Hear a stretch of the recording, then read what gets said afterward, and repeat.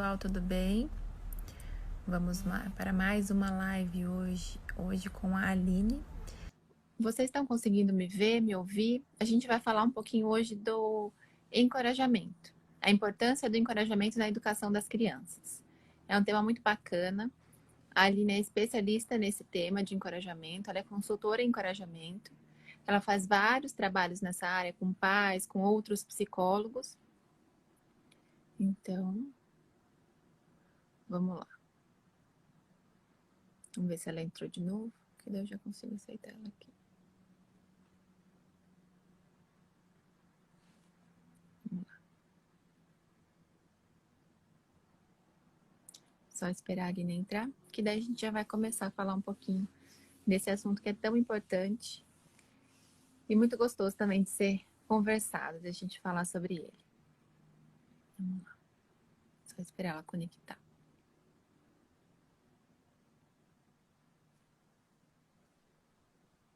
Agora foi? Agora. Agora sim, agora eu tô conseguindo ver normal. Ai, que bom. Tá, então vamos lá. A gente hoje vai falar sobre encorajamento, que eu acho que é um tema muito importante na educação das crianças, adolescentes. A Aline é especialista nesse assunto, por isso que eu convidei ela aqui para falar com a gente. E aí eu queria que você se apresentasse um pouquinho, Aline, para o pessoal e falasse um pouquinho disso. Qual é a importância do encorajamento? Como é que você descobriu o encorajamento? Bom, então primeiro eu queria agradecer o convite, né? É um prazer enorme falar sobre esse tema. Tenho falado muito sobre isso nos últimos dias e eu acho que encorajamento é uma coisa que todo mundo precisa, né? Eu sou a Aline Cestaroli, sou daqui de Jundiaí também. Sou psicóloga, educadora parental em disciplina positiva, né? Nós temos isso em comum aí. Sou, então, consultora em encorajamento, né? O que faz um consultor em encorajamento? Foi uma certificação, uma formação que eu fiz também, onde a gente trabalha os conceitos da disciplina positiva para recriar a nossa criança interior. Então, para a gente olhar para esses padrões de pensamento, de comportamento que nós formamos ao longo da nossa vida, desde a nossa infância, com base na educação que nós recebemos, para que a gente possa olhar para isso e recriar essa nossa criança interior. Então, para olhar para aquelas crenças que nós formamos que são desencorajadoras, que são limitantes e adotar novos padrões ali para que a gente possa colocar a nossa mensagem no mundo, para que a gente possa agir, se relacionar melhor. Então, é nesse sentido aí o que faz uma consultora em encorajamento. Além disso, eu também sou coautora e coordenadora dos livros Conectando Pais e Filhos, volumes 1 e 2. O 1, que foi lançado ano passado, e o 2, que era para ter sido lançado quinta-feira da semana passada, mas agora a gente adiou aí o lançamento e está aguardando uma nova data. Acho que essa. E para psicólogos também, eu sou a idealizadora do curso Encorajando Pais, Práticas Clínicas para o Atendimento Parental, que é onde eu compartilho com outros psicólogos esse trabalho que eu realizo no consultório, no atendimento às famílias, aos pais. Acho que essa é um breve histórico aí, currículo.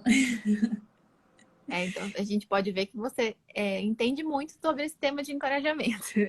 E esse tema é tão importante, assim, eu percebo que apesar de eu ser psicóloga há muito tempo, quando eu me tornei mãe, eu vi que assim, opa, acho que a gente precisa saber muito mais do que só, por exemplo, a faculdade de psicologia ensina. A faculdade de psicologia ensina muito? Sim. Ajuda muito? Sim. Mas a gente precisa de outras ferramentas para aprender a lidar com as crianças, para a gente aprender a lidar com a gente mesmo, com as nossas frustrações, com a nossa criança, para depois lidar com as crianças que elas vêm aí. E eu assisti uma aula sua que você explicava a palavra encorajamento. Eu achei tão bonito, eu queria que você explicasse para as pessoas o que significa isso, encorajar. Encorajar significa... encorajar vem de coragem. Coragem é formado de cor, coração, e agem, agir. Então, ter coragem é agir com o coração. É esse movimento que nós fazemos na direção de sermos a melhor versão de nós mesmos, né? Quando a gente age com coragem, a gente está agindo nesse movimento de encarar as nossas vulnerabilidades, de colocar ali o nosso desejo, a nossa mensagem no mundo. E encorajar significa incentivar o outro a agir com o coração. Então, é esse movimento quando nós, e aí em qualquer função, qualquer papel que a gente exerça, a gente sempre pode agir de uma forma encorajadora ou não, né? Então, quando pais, professores, colegas de trabalho, né, a gente sempre pode agir de uma maneira encorajadora, que significa, então, incentivando o outro nesse movimento para que ele se torne uma melhor versão dele mesmo, né, para que ele aja aí com o coração, tome boas decisões na vida, enfim, nas relações, né. Fernanda está falando que está cortando o áudio. Melhor eu pôr o fone? Ah, não sei. Tá cortando o áudio de quem, gente? Da Aline, o meu, das duas? Se vocês puderem falar, por favor. Coloco aqui meu fone, daí a gente vê se melhora. Tá. E muita gente também confunde. Famílias que eu já atendi confundiram. Várias pessoas confundem assim, a diferença entre você encorajar uma criança e você elogiar uma criança. E tem muita diferença entre uma coisa e outra. Eu não sei se você leu, tem um livro que chama Disciplina... Disciplina não, até esqueci. Crianças Dinamarquesas, chama, tô copiando ali. Provavelmente você já leu. E ele fala uma coisa muito interessante, assim, quando a criança ela cresce sendo elogiada, por exemplo, como inteligente. Aí ela acredita que ela é inteligente, mas ela acredita que ela, por exemplo, é uma característica inata. Eu nasci inteligente. Mas ela tem medo de, por exemplo, perder aquele rótulo de inteligente se ela se desafiar a desafios maiores. Então, assim, eu não vou fazer uma prova muito mais difícil, eu vou fazer essa aqui que eu dou conta de fazer, que eu sei que eu vou garantir que eu sou essa pessoa que todo mundo considera inteligente.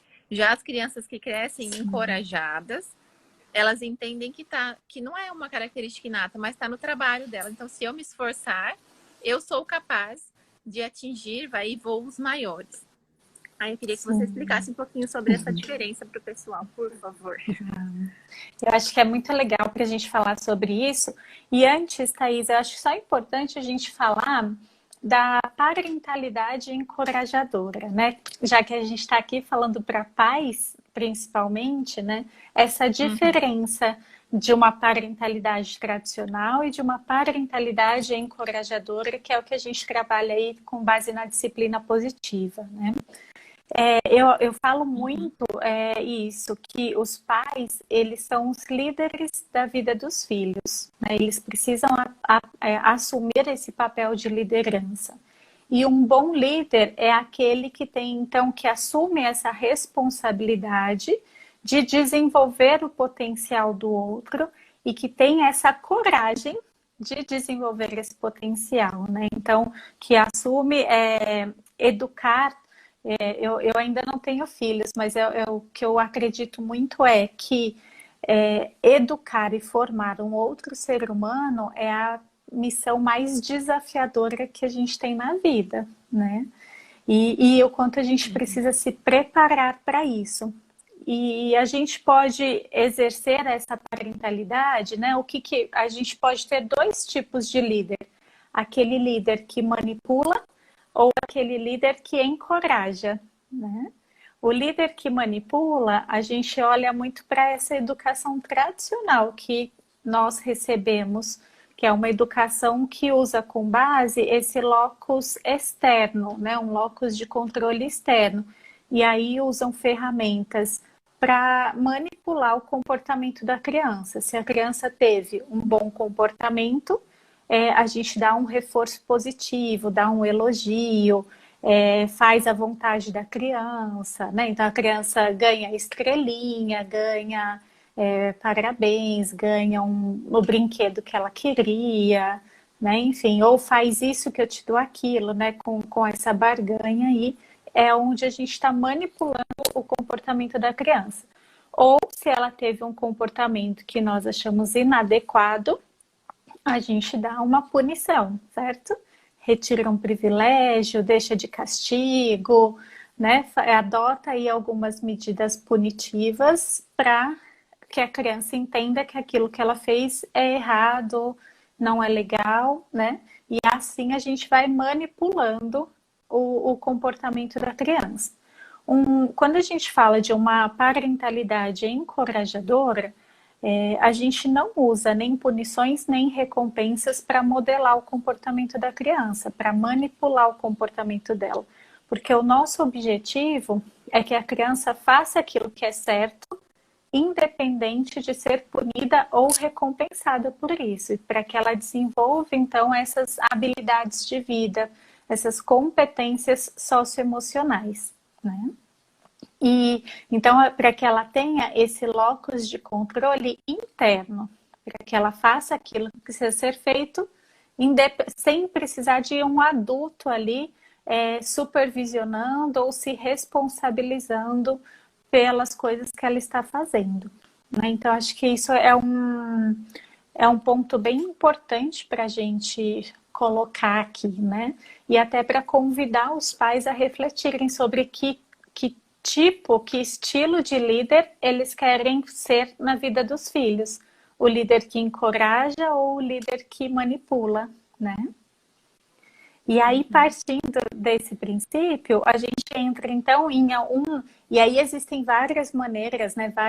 A disciplina positiva traz aí mais de 50 ferramentas para a gente encorajar as crianças e os adolescentes. E um dos conceitos muito importantes é essa questão da diferença entre o elogio e o encorajamento, né? Então, quando a gente fala de elogio, a gente está falando da nossa opinião, que está externo, que está fora. E você citou o livro Crianças Dinamarquesas, mas no livro Mindset, a nova psicologia do sucesso, ela também fala bastante sobre isso, né? De pesquisas aí, dessa diferença do mindset fixo e do mindset de crescimento. E aí eles, nos estudos, perceberam que crianças que são muito elogiadas, né? Então eles fizeram lá um estudo que numa sala de aula com pré-adolescentes, em que as crianças fizeram uma prova, um teste, e aí eles dividiram isso essa turma em 2 grupos. Para um grupo, essas crianças foram elogiadas. Parabéns, você foi muito bem, você tirou um 10, você, né, elogiou ali o resultado final do desempenho da criança. E não o desempenho, né? Elogiou o resultado final.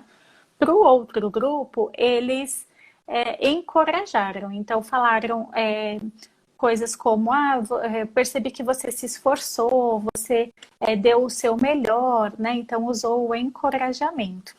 E aí, essas crianças, elas, num segundo momento, quando estiveram diante de um novo desafio, essas crianças que foram elogiadas, elas não quiseram fazer esse novo desafio, né? Porque elas estavam com medo de perder esse status, de se arriscar e perder aquele elogio que elas haviam recebido, né?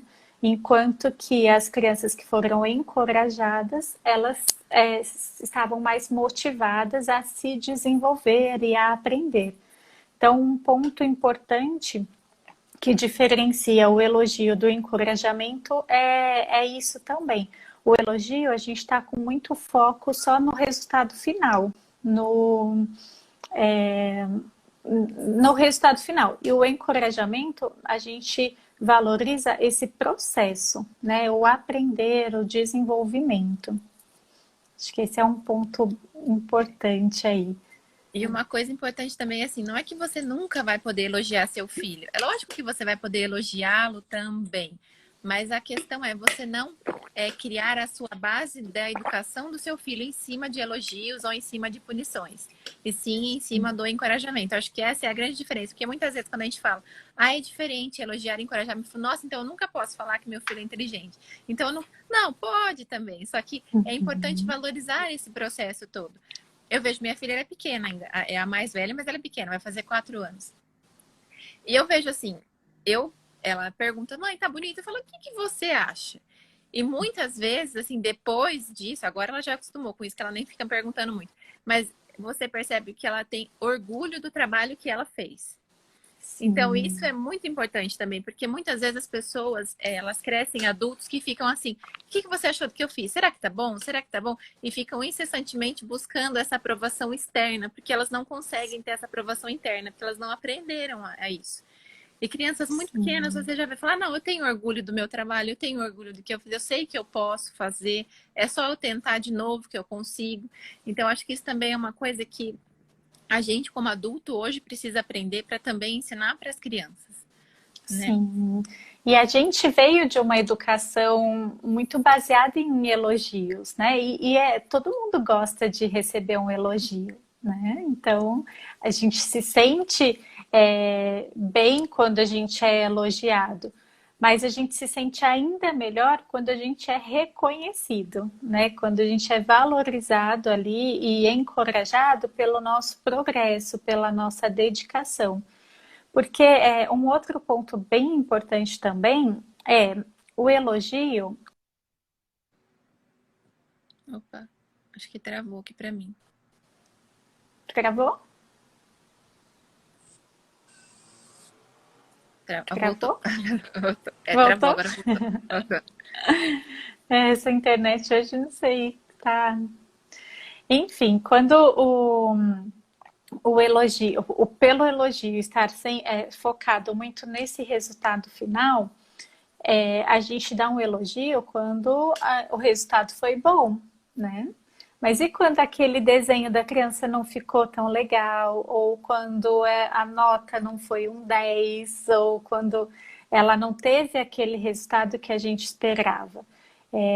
Isso é quando ela mais precisa de um encorajamento, de uma palavra ali de incentivo, né? Então, se a gente está muito acostumado a usar só o elogio, nessas situações em que a criança mais precisa de um acolhimento, de um encorajamento, ali a gente não vai saber usar, não vai saber o que dizer. Porque não adianta, a criança, ela sabe quando a gente está mentindo, quando a gente não está sendo sincero ali. Então não adianta falar, ai, que desenho lindo! E não tá, né, o desenho. Então, quando a gente, usando esse termo, né, esse exemplo do desenho, por exemplo. Então, a criança foi lá e fez um desenho. Se você usa um elogio, você vai falar, nossa, que desenho lindo, eu amei, ficou lindo, olha só, né? Ou se o desenho não ficou tão bonito, você vai tentar ali, de alguma forma, agradar a criança, né? Ai, eu gostei, ficou muito legal o seu desenho, né? E aí já volta fazendo as coisas que você estava fazendo antes.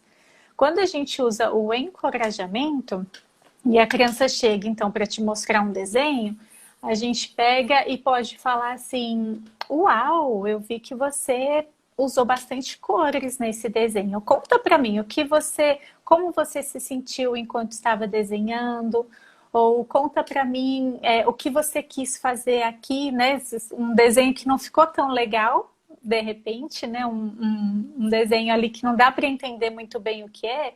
A gente pode usar essas perguntas para encorajar a criança a falar mais sobre aquilo que ela está ali, aquilo que ela criou, por exemplo, né? E isso serve para tudo. Eu falei do exemplo do desenho, mas para tudo, assim, para quando a criança faz alguma tarefa de casa, ela arrumou a cama, ela tirou o lixo, ela organizou os brinquedos, né? Usar esse encorajamento é muito importante para valorizar esse processo. das crianças irem se desenvolvendo essas habilidades, né, Thaís? Uhum. E quando a gente chega na fase da adolescência, assim, o que que a gente pode fazer para encorajar os adolescentes? Porque para criança a gente tem alguns exemplos e pode ser que seja até um pouco mais simples, digamos assim, porque eles ainda estão ali imbuídos de ouvir os pais ainda são aquelas figuras muito de referência, mas quando a gente chega na adolescência, a questão muda um pouco, né? O adolescente ele está em desenvolvimento, ele está, por mais que a gente fala que não é uma crise, ele está descobrindo outras coisas em momentos diferentes da vida e pode ser que os pais não sejam a principal referência, ainda é uma referência, mas pode ser que não seja mais a principal. E como é que esses pais conseguem aí recuperar essa questão de encorajá-lo para ajudar nessa fase? Eu acredito, Thaís, que a gente pode usar o encorajamento em qualquer fase, em qualquer situação e qualquer idade, né?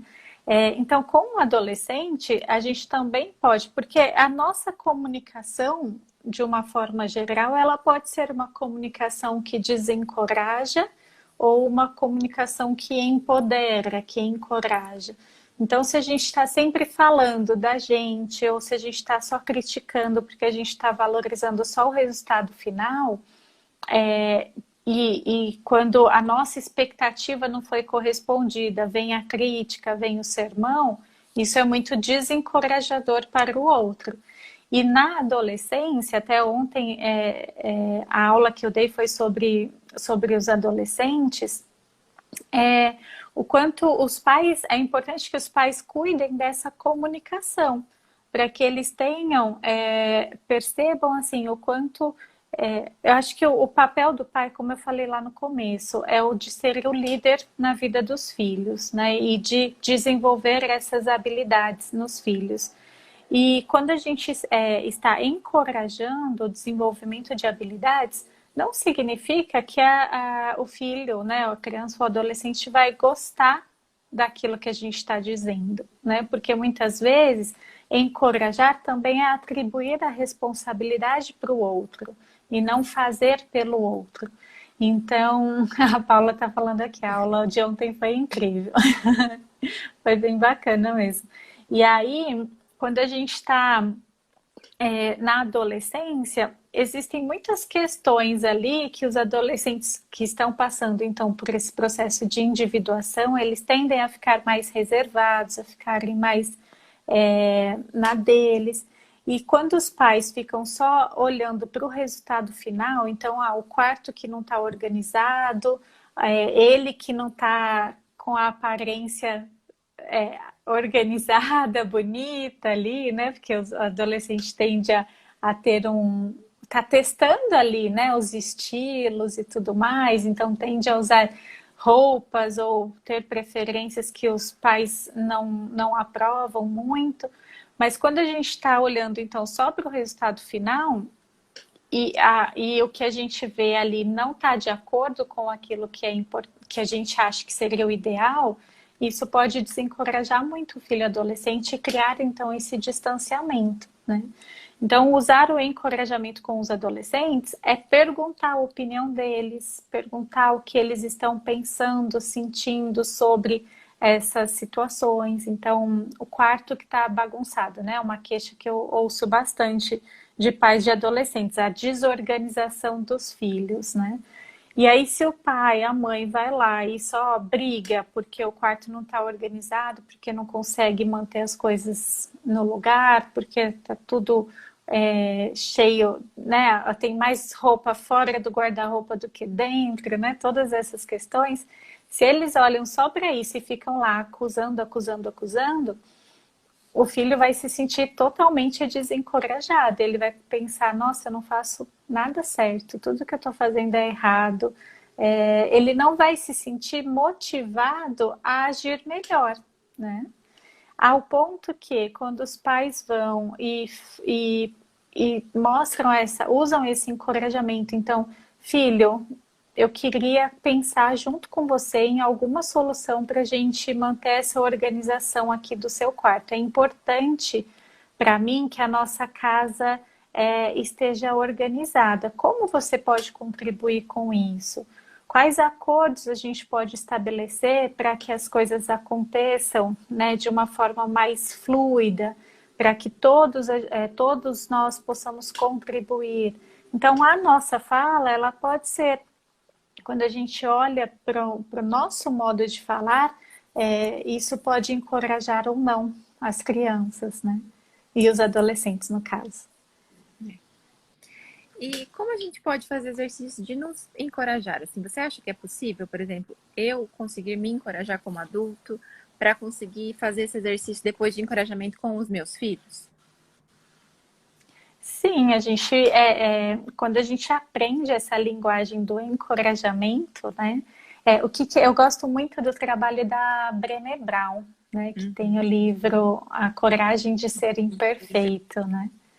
E ela fala muito, então, sobre coragem, sobre vulnerabilidade, né? Ela estudou por muitos anos aí, ainda estuda sobre vergonha.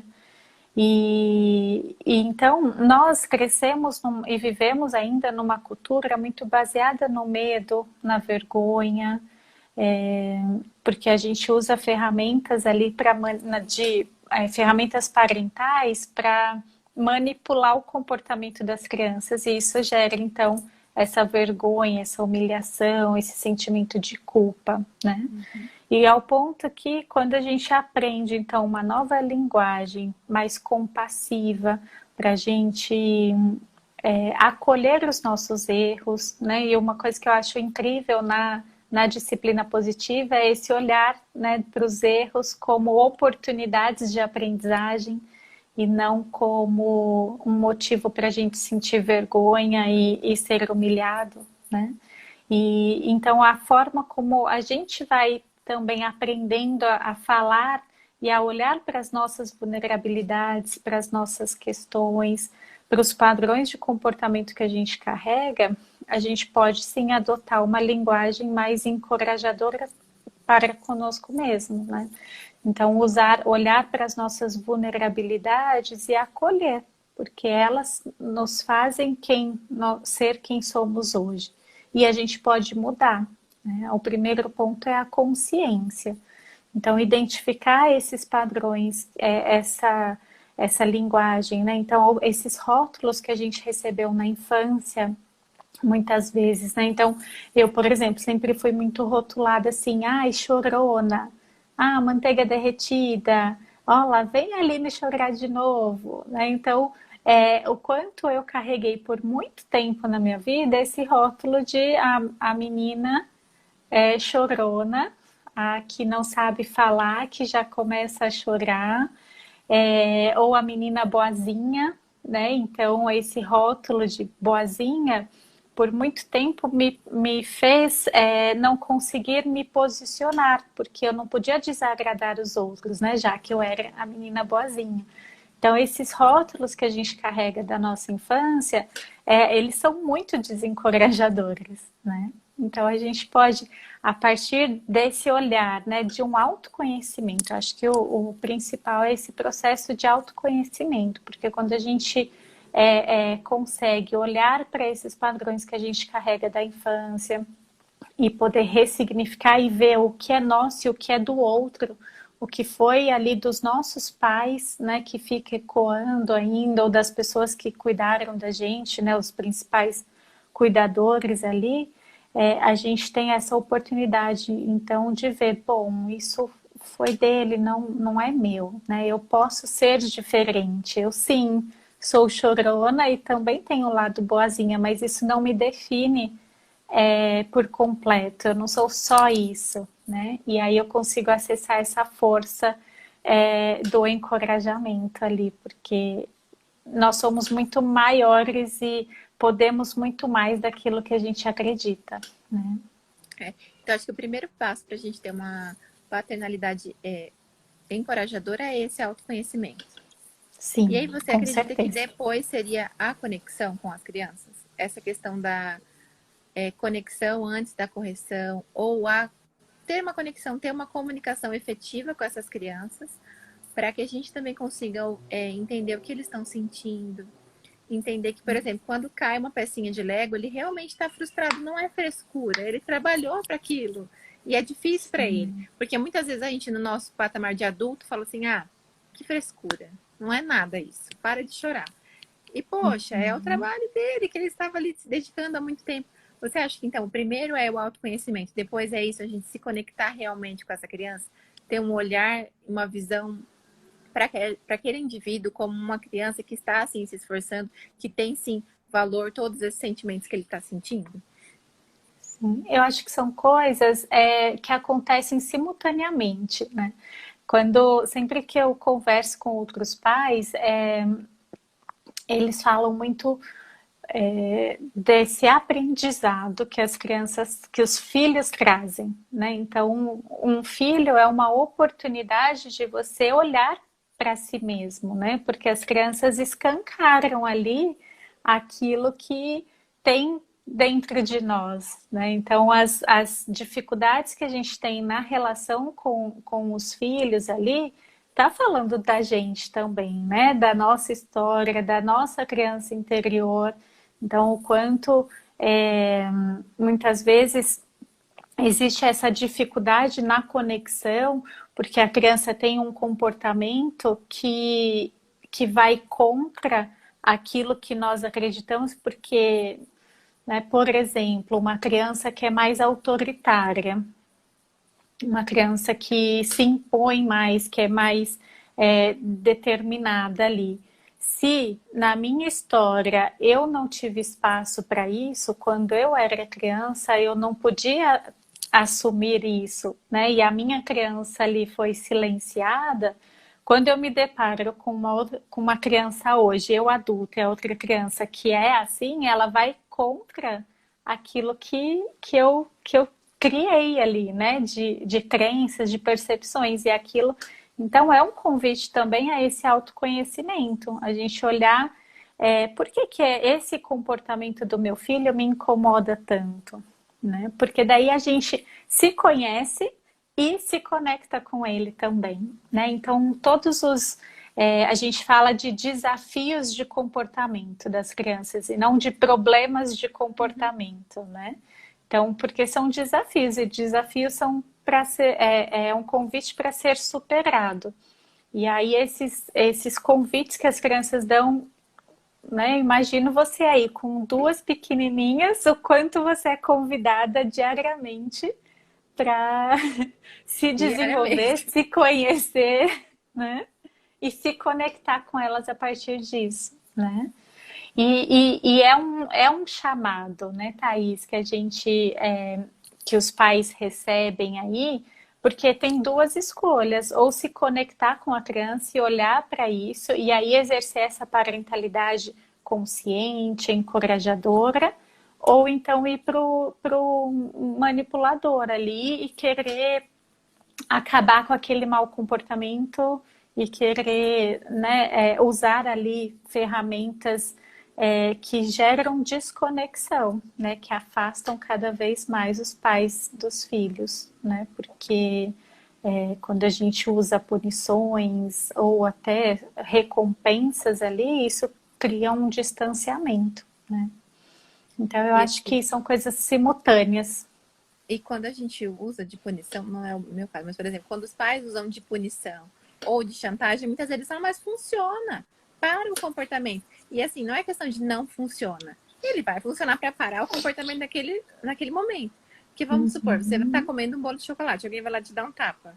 Você não vai comer bolo de chocolate na frente daquela pessoa. Você fala, oh. Então, assim, você vai parar naquele momento. Mas você não vai desenvolver habilidades de vida que utilizando do encorajamento você desenvolveria.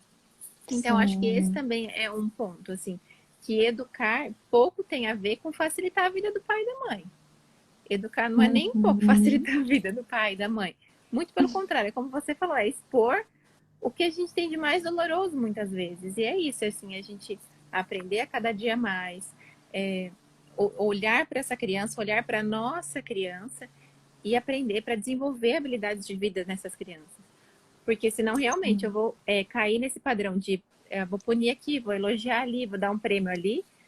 Vai funcionar ali para parar aquele comportamento que às vezes me desafia, mas não vai funcionar para ele aprender e ele conseguir discernir. Tá bom, quando eu for adulta, eu vou saber que isso é certo e isso é errado, porque eu sei tomar uma decisão. E aí não vai acontecer isso. Eu acho que é muito isso que a gente precisa ver. Sim. E Thaís, eu acho que isso é muito legal, porque assim, até que ponto realmente funciona, né? Porque se realmente funcionasse, a criança não ia voltar a repetir esse mesmo comportamento. Então, se hoje eu deixo o meu filho de castigo porque ele não guardou os brinquedos, amanhã, se funcionasse, amanhã ele ia guardar todos os brinquedos, eu não ia precisar brigar com ele de novo, né? Ou pode ser que a criança ainda, enquanto ela tem a memória ali da punição, do sofrimento que ela teve, ela vai ficar com medo, então ela vai cumprir o acordo, mas daqui a pouco passa, né? Então, e a Jane Nelsen, né, que é a precursora da disciplina positiva, ela fala muito isso. Se uma punição, se um castigo tem que ser usado mais de uma vez, é óbvio que ele não está funcionando, né? Então, quando os pais falam assim, eu já falei 1000 vezes para você parar de...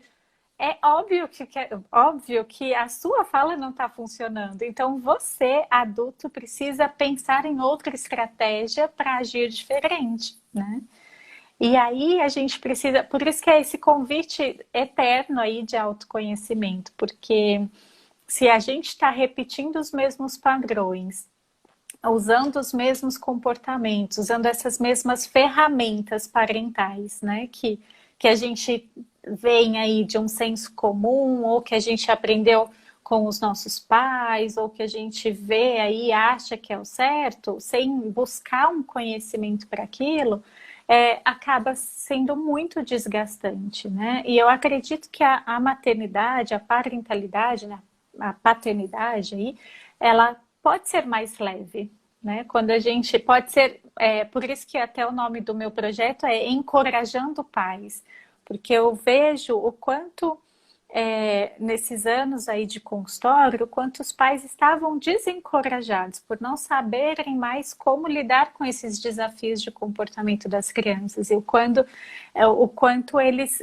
se sentiam ali péssimos pais, ou né, estava cansado ali por não saber como lidar, né? Então, com o comportamento do filho. Então, quando a gente fala dessa parentalidade encorajadora, e eu vejo que o seu trabalho vem muito nesse sentido, né? Aprendendo a educar, né? A gente precisa.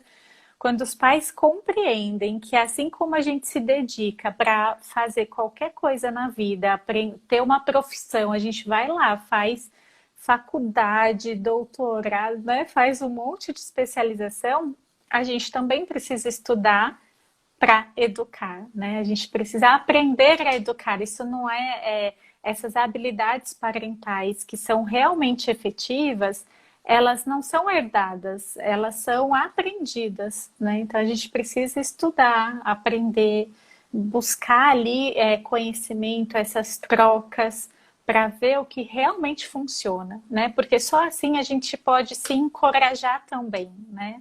Porque ter que falar 1000 vezes, ou ter que punir, ou né, usar essas ferramentas, isso também desencoraja os pais, né? Porque é cansativo, né?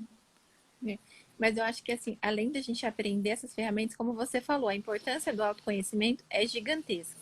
Porque não adianta eu conhecer todas as ferramentas da disciplina positiva, eu saber de Montessori, não adianta. Se eu não me conhecer, se eu não saber qual é o lugar que eu vou quando eu estou mais nervosa, qual é o lugar que eu vou quando eu tenho medo, qual é o lugar que eu fujo quando eu estou ansiosa, não vai funcionar. Vai chegar uma hora que se eu estiver muito cansado, se meu dia foi cansativo, eu vou voltar. Por exemplo, se o meu padrão for autoritário, eu vou voltar. Nesse padrão eu vou falar, não funciona, essas técnicas aí não funcionam. E elas funcionam. Mas a gente precisa primeiro olhar para a gente, para depois olhar para essas técnicas, né? Mas olhando um pouquinho para essas técnicas, qual você acha que seriam as mais importantes para os pais saberem, conhecerem um pouquinho mais sobre elas para conseguir encorajar essas crianças?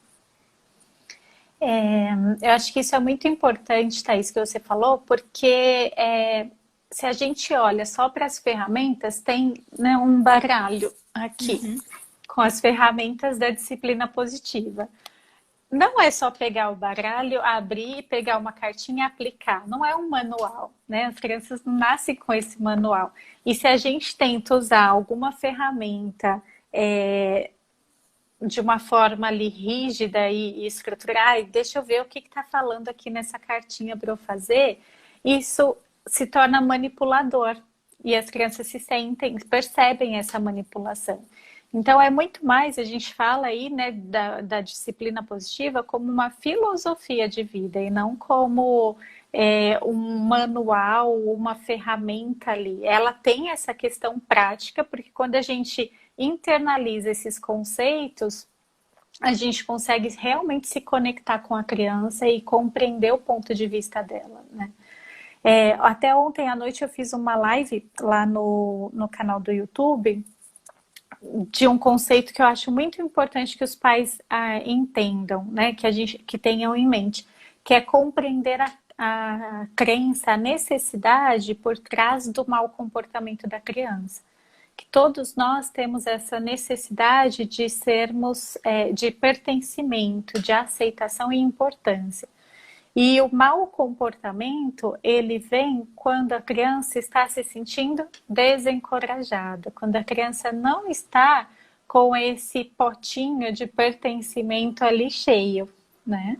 Então, um conceito aí, uma ferramenta, que não é uma ferramenta, mas é um princípio importante, é compreender que a criança está agindo de uma determinada maneira ou por falta de habilidade, porque ela é só uma criança e ela ainda não tem estruturas cognitivas, ela ainda não desenvolveu aquela habilidade para se comportar de uma outra forma, ou porque ela está com alguma necessidade fisiológica e ela não sabe se expressar de outra forma. Então, né, a gente vê crianças pequenininhas que fazem muita birra, né, se joga no chão, tem ali acessos de raiva, porque elas ainda não sabem comunicar, não sabem a linguagem dos sentimentos. Então, validar esse sentimento com a criança é muito importante. Eu falo para os pais de uma alfabetização emocional, né? Da mesma forma que a gente ensina as crianças a chamar, olha o cachorro, o gato, a mamãe, o papai, né? Dar nomes às coisas, a gente precisa ensinar as crianças a nomear os seus sentimentos também, né? Porque todo sentimento ele é importante e nem todo comportamento é adequado. Então, os pais olharem para isso é muito importante. Validação emocional é uma ferramenta, né? Valide os sentimentos é uma ferramenta importante aí para gerar essa conexão e ajudar as crianças e os adolescentes a desenvolverem essas habilidades de vida. E aí vem também o autoconhecimento, porque nós não fomos educados emocionalmente, né? Nós não tivemos essa alfabetização emocional na nossa infância. Então, a gente precisa também aprender a se conhecer e entender como que surgem essas emoções dentro da gente, o que desencadeia ali a raiva, do que a gente tem medo, como a gente se comporta quando a gente tá com aquela emoção, né? E aí cada um vai reagir de um jeito. A raiva, por exemplo, ela é muito importante. A gente precisa permitir que as crianças também expressem a raiva. Não batendo, mordendo ou jogando as coisas, mas aprendendo a direcionar essa energia da raiva para algo construtivo, algo que não traga nenhum prejuízo para ela ou para o outro, né? Então, fazer essa educação emocional é muito importante, ao mesmo tempo em que a gente aprende, né? Eu atendi um pai uma vez, Thaís, que ele falava assim, que quando ele sentia raiva, ele dava um murro na parede, até que quebrou a parede. E aí as crianças, né, os filhos, viam aquilo e também ficavam sem saber o que fazer, né? Então, o quanto foi importante a gente trabalhar com essa família para esse pai aprender a lidar com a raiva dele, a canalizar, entender que não era errado ou ruim ele sentir raiva, mas que ele podia agir de uma forma que não fosse ruim, que não quebrasse a casa dele, né? E ao mesmo tempo em que ele ajudasse isso, ajudar essas crianças dessa forma também. E aí a gente construiu com eles o cantinho da pausa positiva, né, que é uma outra ferramenta da disciplina positiva que eu acho bacana aí para os pais usarem, que é ter esse espaço em casa para ensinar a autorregulação, para ajudar a criança a se acalmar, para a gente se acalmar, porque a gente age melhor quando a gente se sente melhor. Então, ter um espaço com massinha, com plástico bolha, com coisas para desenhar, né? Diversos recursos aí, e aí também vai desse autoconhecimento do que funciona para cada um, para conseguir se acalmar e então agir melhor e fazer diferente, né? Então, acho que já falei da validação, valide os sentimentos, da pausa positiva. A conexão antes da correção, acho que é um princípio bem importante, né? Que a gente se conectar ali com a criança, compreender qual é a necessidade dela, que daí eu falei do iceberg, né? De entender ali que o comportamento que a gente vê, o mau comportamento é só a pontinha do iceberg. E se a gente só reage ali, a gente vai usar essas ferramentas para manipular e para eliminar aquele mau comportamento. E aí a gente precisa, então, escavar esse iceberg para se conectar com essa real necessidade da criança. Então, parar e se perguntar, o que o meu filho precisa de mim nesse momento? Qual é a necessidade dele nesse momento? Né, para você se conectar com ele dessa forma, né, a partir desse lugar, para então você agir diferente, né? Então, quando a gente vê aquele mau comportamento da criança, como se ela tivesse com uma mensagem assim, eu sou só uma criança, só preciso ser aceita e pertencer, e eu não estou me sentindo assim nesse momento, né? A gente parte de um outro lugar, que não da punição, do sermão, né, da briga ali, mas sim dessa conexão. Então, se conectar com a criança antes de corrigi-la é um princípio aí muito importante também, né? Eu acho que Que quando mais, a gente Thaís? fala da conexão antes da correção, eu acho muito importante, porque ainda muitas pessoas acreditam que a disciplina positiva é permissiva. Quando a gente fala que não usa de castigo, que não usa de... então a criança não faz nada errado. Não, a gente vai sim corrigir, mas levando em consideração a criança, levando em consideração os sentimentos dela, a idade dela, porque, como você falou, o castigo ele não funciona, não funciona. Se funcionasse, se colocasse uma vez, ela não faria de novo. E se ela tem idade na sua mentalidade para ficar de castigo, então ela tem idade para conversar. Então ela tem idade também para você conversar, para explicar para ela o que está acontecendo, validar sentimentos, né? E se você falar, mas ela não vai entender se eu conversar com ela, então ela também não vai entender se você colocar de castigo. Então, assim, se a gente parar para olhar, realmente não faz sentido a gente ter essa parentalidade que é punitiva. Não faz nenhum sentido. É que a gente aprendeu assim.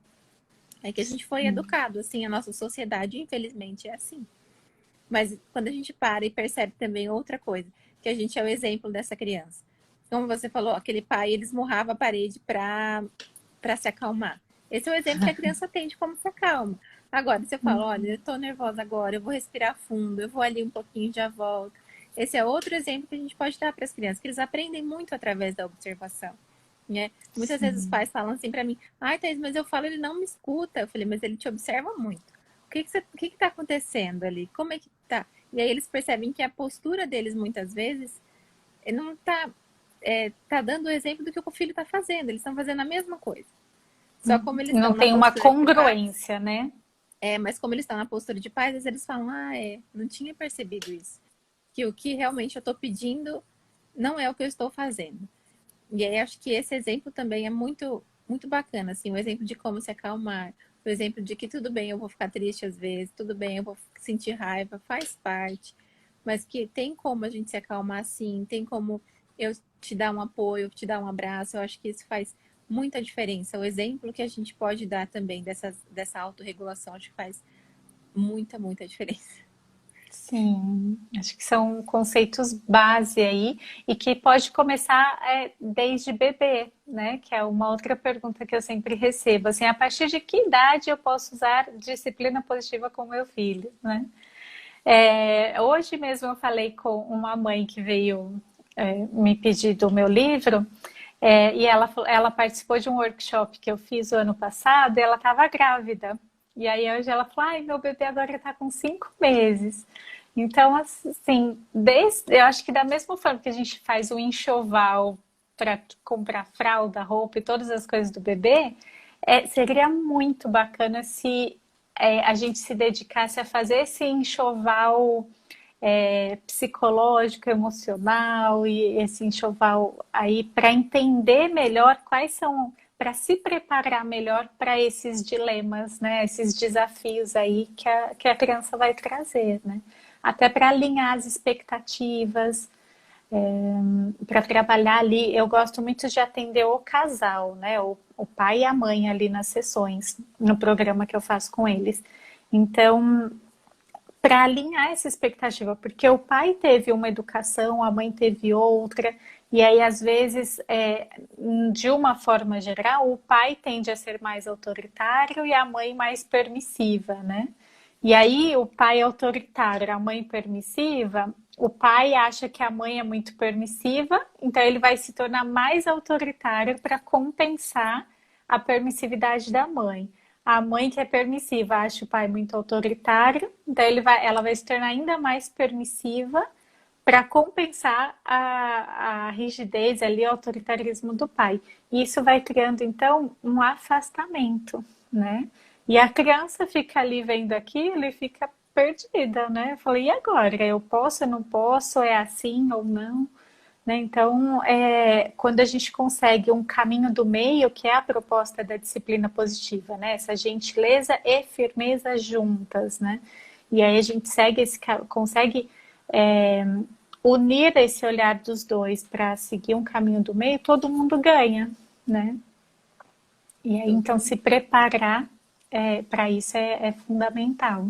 E eu acho que até assim, é ter mesmo esse olhar de respeito com a criança. Porque muitas vezes, quando a gente veio dessa criação autoritária, da questão da sociedade mesmo ser mais autoritária com as crianças, a gente esquece que a gente tem que ter esse olhar de respeito com eles. A gente fala, você vai tomar banho agora e vai tomar banho agora. Ou quando um bebezinho, por exemplo, eu tenho uma bebê em casa também. Eu achava que no hospital eles me achavam meio louca, porque assim, toda vez que eu ia trocar a fralda dela, eu avisava, filha, a mamãe vai pegar você agora e vai trocar a sua fralda.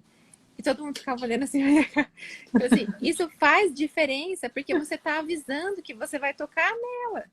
Ela tá ali quieta. Você vai tocar nela, você vai atrapalhar alguma coisa ali, que ela tá dormindo.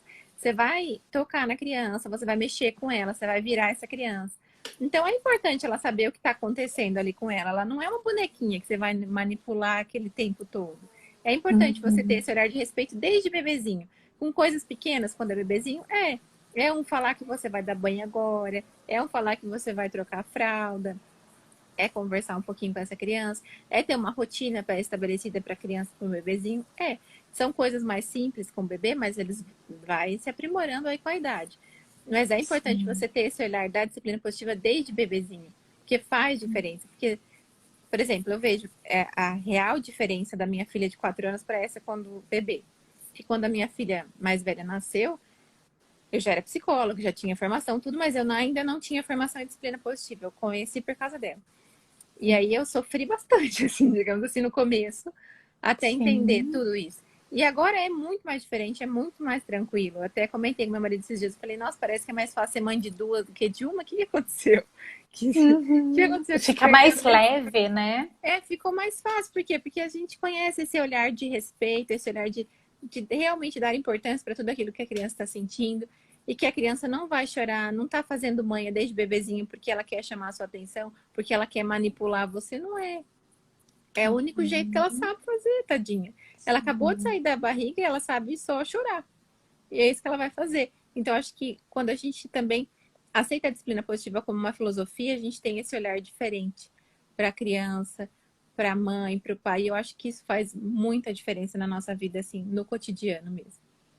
E até falando de encorajamento, Thaís, eu vejo o quanto quando a gente tem esse conhecimento e informação de desenvolvimento infantil, não que os pais precisem fazer uma faculdade para isso, né? Mas buscar, hoje a gente tem muita informação, muitos conhecimentos aí à disposição, a gente se sente mais encorajado, né? Quando eu não sei alguma coisa e eu fico me sentindo vulnerável porque eu ainda não tenho aquele conhecimento. E aí eu vou, estudo e me aprofundo naquilo, aquilo me traz uma segurança, então eu me sinto mais encorajada para ir, para fazer, né? Então, eu acho que ter a informação traz esse encorajamento para os pais também, né? Por isso que a gente precisa aprender a educar, estudar para ensinar. Esse encorajamento vem nesse sentido também, né? De buscar esses conhecimentos. Eu acho que isso é muito, muito importante. Eu acho que vai acabar a nossa live daqui a pouco. Vai. Então, acho que fica assim, o maior convite para os pais é esse. Estudem, assim, para um pouquinho do seu tempo. Eu sei que é corrido, eu sei, eu tenho 2 filhas, eu sei que é corrido. Mas sempre sobra um tempinho ali para a gente se dedicar a isso também. Porque vai deixar a sua vida mais fácil. Parece que não, mas vai. Vai deixar mais leve, vai ser mais gostoso. A sua relação com seus filhos vai ser mais gostosa, vai ser mais prazeroso estar junto com eles. Eles vão te contar muito mais do que se você punisse, por exemplo. Eu conheço muitas mães, às vezes, que colocam de castigo e às vezes acontece alguma coisa na escola, a criança tem medo de contar. Quando você tem essa conexão, ela não vai ter medo de contar. Então, assim, a minha filha tem exemplo, ela já chegou, chutou um amiguinho da escola, falou, mãe, eu chutei. Ai, gente, acabou. Cortou a nossa live. Só queria ver se eles vão entrar, só pra gente se despedir. Que foi muito bacana, muito, muito legal. Gostei muito dessa live. Vamos ver. Só pra gente se despedir, porque foi muito bacana. Vamos ver se a Aline entra. Pra eu agradecer. Vamos só esperar um pouquinho. Pra ver se ela entra. Aqui, Tru. Esperar um pouquinho. Só pra ver. Oi. Oi, bem que você avisou. Não, tudo bem. Eu só queria mesmo, só pra gente encerrar, pra te agradecer. Muito obrigada por você ter topado conversar sobre isso. É um tema que eu acho muito importante os pais saberem, psicólogos conhecerem. E eu te agradeço muito por estar disponível para conversar com a gente sobre isso. Muito obrigada, viu? Eu que agradeço.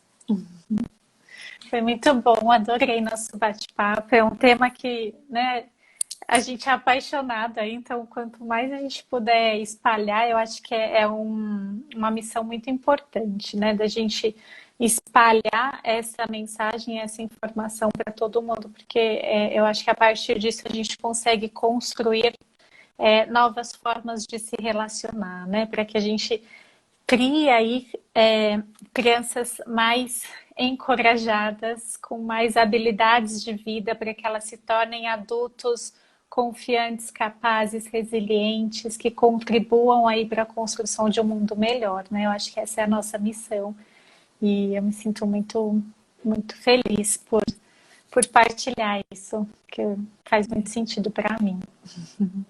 Faz muito sentido.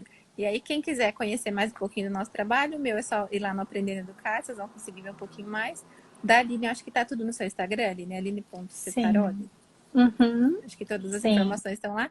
Então, se vocês quiserem saber um pouquinho mais desse tema, corre lá. E com certeza, eu tenho certeza que a Aline vai gostar muito de conversar com vocês. Eu também fico à disposição para conversar no que for possível. Eu tenho um e-book, Thaís, depois, se o pessoal quiser baixar, tem um e-book gratuito. São 51 capítulos que falam sobre as ferramentas da disciplina positiva. Então, se quiserem entrar ali no perfil para conhecer, acho que se você puder, me manda o seu link que eu deixo no meu stories também. Daí a galera só arrastar já consegue pegar também. Combinado, então. Tá bom? Muito obrigada, viu, gente? Muito obrigada, Aline.